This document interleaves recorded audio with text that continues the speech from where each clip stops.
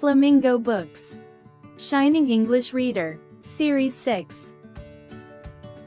Chapter 8. The Two Daughters. Once there was an old man who lived in a village in Kerala. His home was a thatched hut surrounded by coconut trees.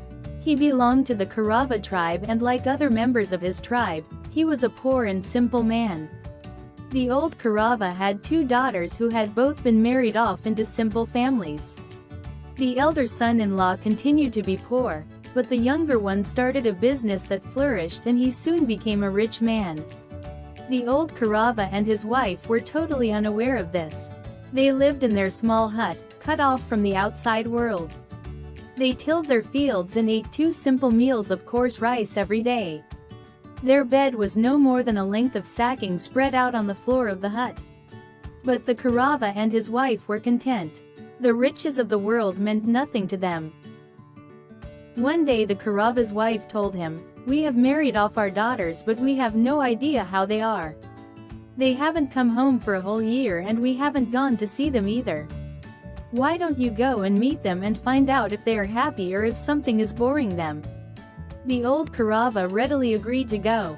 He set out at daybreak the following morning, carrying nothing but his umbrella and a bunch of homegrown plantains. The elder daughter's village was closer. The Kaurava arrived at his daughter's house at midday. He found her living in a hut much like his own. It had a thatched roof which extended beyond the front door to form a veranda. And in this veranda the daughter did all her cooking. When the Kaurava arrived, a pot of rice was boiling on the fire. The elder daughter sat chopping a pumpkin from the vine that grew at the back of the hut. She welcomed her father warmly. They both sat in the veranda and shared a meal of rice with salt, pumpkin, and fiery red chilies. The old Kaurava washed at the village pond and slept soundly on a length of sacking spread out on the floor. His eldest daughter's home reminded him so much of his own that he loved it and felt perfectly at peace. The following morning, the old Kaurava went back home. His wife was waiting anxiously for him. "Don't you worry," the Kaurava told her. "Our elder daughter is very happy. Indeed, she is very lucky to have such a good home."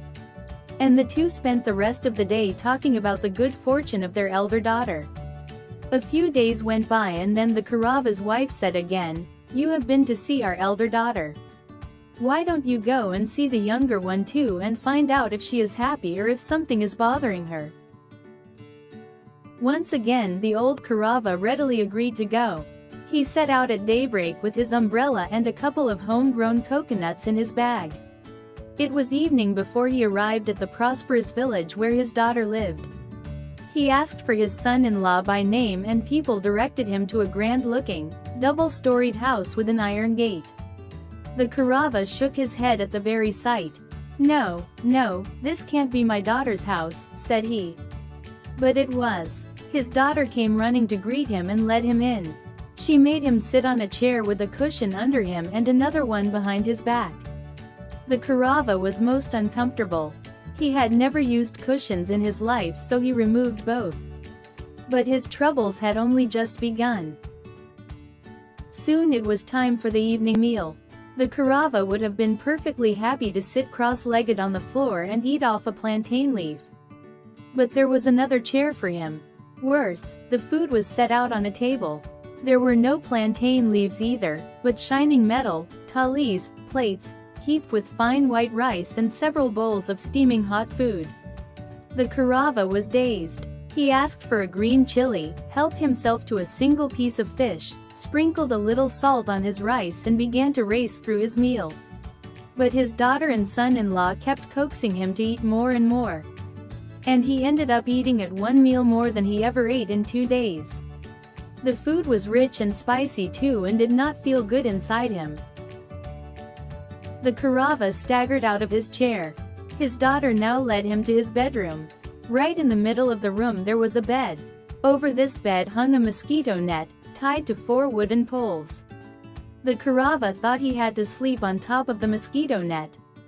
Climbing the poles was no problems for a man who had spent a lifetime climbing coconut trees. But when he lay down on top, the mosquito net collapsed. and with a loud thud the Kurava fell on the mattress below. He was not hurt, but the noise brought the entire household running to his room.